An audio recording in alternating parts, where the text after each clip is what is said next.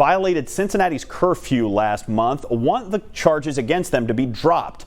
As we first told you yesterday, lawyers for those arrested are joining forces in asking a judge to dismiss those charges.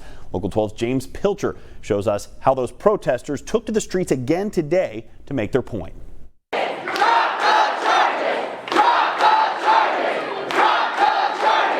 This was the scene earlier today at City Hall.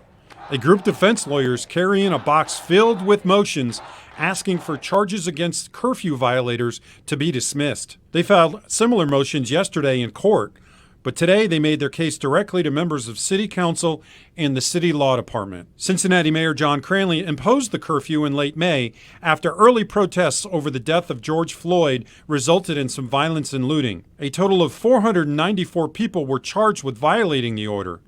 A previous Local 12 analysis found that about 59% of those were white and 35% were black.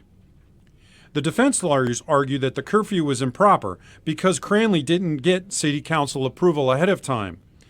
They also argue that the police weren't specific enough in criminal complaints against those who were arrested.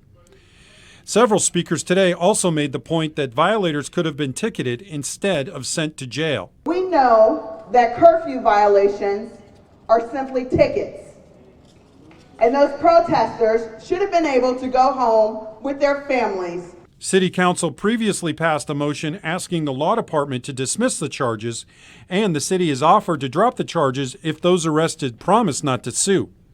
That's not good enough for those protesting today. We were saying, stop hurting us, help us, and you locked them up.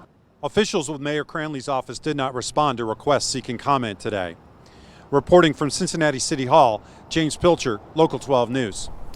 City officials also have not responded to messages seeking comment on the defense motions.